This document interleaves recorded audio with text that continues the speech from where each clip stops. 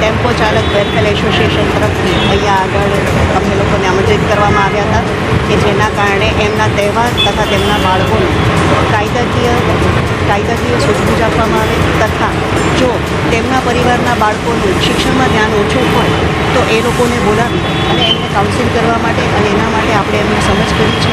કારણ કે ભારત દેશ એ દરેક સમુદાયનો ભેગો બનેલો દેશ છે. દરેક સરિતા ભેગી મળી અને ભારતરૂપી સાગરમાં સમાય છે અને ભારત દેશનું આ પણ એક અભિન્ન અંગ છે કે વિવિધતામાં એકતા, ડાયવર્સિટી ઓફ યુનિટી. બસ બીજું મારે કંઈ નથી કહેવું. બસ આ જ કોમી એકતા અને એકલા જળવાઈ રહે અને તમામ પરિવારો ભેગા મળી એકબીજાના તહેવારમાં સુખી રહે, ઉજવે અને એકબીજાને તહેવારની શુભેચ્છા આપે. આપણા ભારત દેશ જેવું પવિત્ર દેશ કે પવિત્ર ધરા બીજી કોઈ જ નથી. ટેમ્પો ચાલક વેલફેર એસોસિએશન દ્વારા ઈદના મહોત્સવની ઉજવણી રાખેલી છે.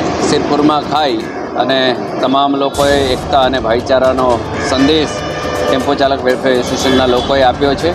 અને જે લોકો કોવિડ-19થી માંડી આજ દિવસ સુધી જે નિસ્વાર્થ સેવા કરે છે એવા લોકોનું સન્માન કર્યું છે, એવા આગેવાનોનું સન્માન કર્યું છે. એમાં પીઆઈ પીજે સોલંકી સાહેબ ટ્રાફિકના, મહિલા પીઆઈ બીજુર ભટ્ટ સાહેબ, અમારા દેશલે સાહેબ, અન્ય મહાનુભાવોનું પણ સન્માન કરવામાં આવ્યું છે.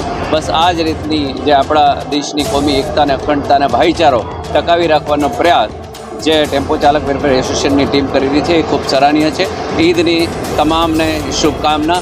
જે રીતના 30 દિવસ રમઝાનના રોજા રહી અને દુનિયા અને દેશમાં શાંતિ અને અમન માટે જે રીતની પ્રાર્થના મુસ્લિમ બિરાદરોએ કરી છે અને આજે જ્યારે ઈદની ઉજવણી છે અને એ પણ